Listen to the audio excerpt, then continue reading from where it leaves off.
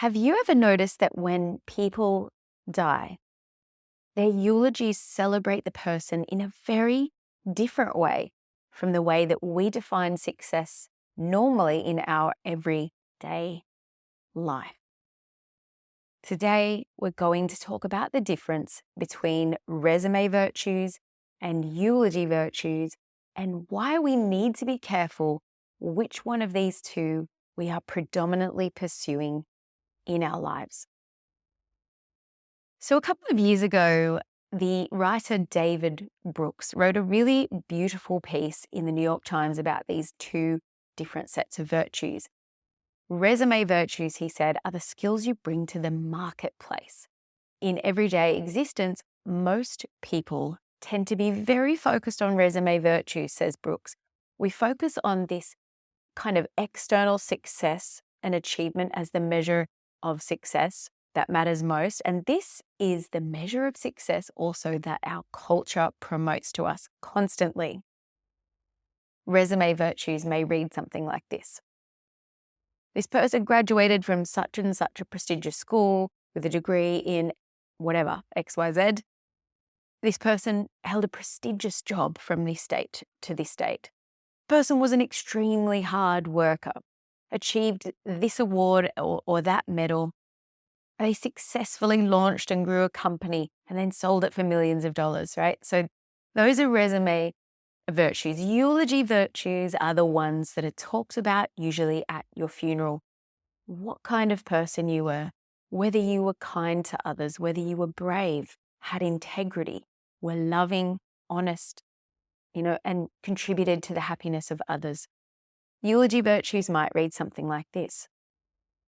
This person was a loving parent, partner, or friend, always went out of their way to help others, sacrificed a promotion to spend more time with family, consistently put the interests of staff above their own interest, cared deeply about a particular cause and volunteered time or fought for that cause.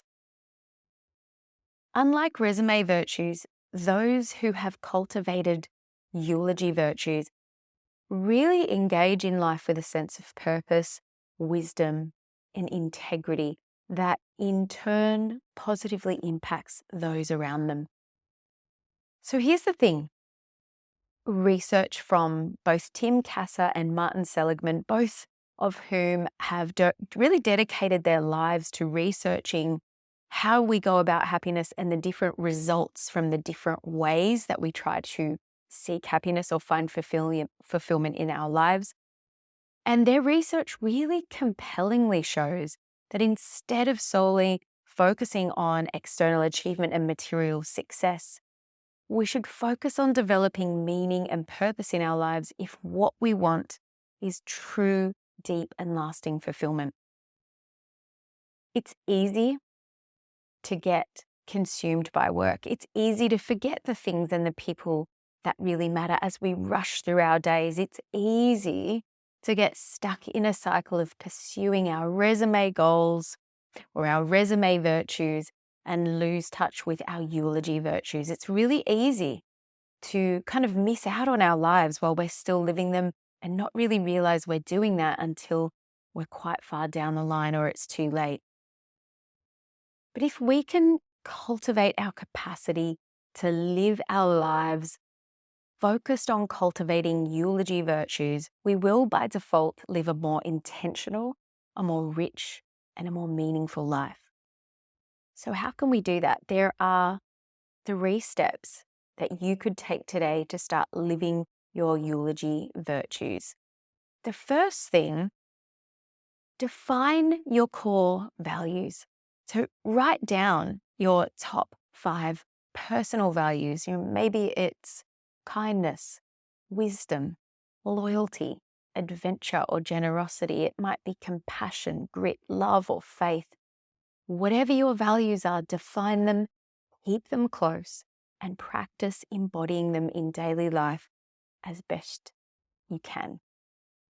Live the virtues now that you want to be remembered for the most in the end. The second thing is simple. Focus on giving.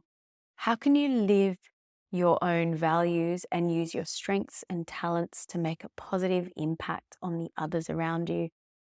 And the third thing is get clear on the things that really matter to you. Is it your family, your close relationships, your health, your spirituality? Maybe it's volunteering for a cause you really care about or contributing to your community. Just make sure that you know the things that matter most to you and be sure to keep making them a priority in your life.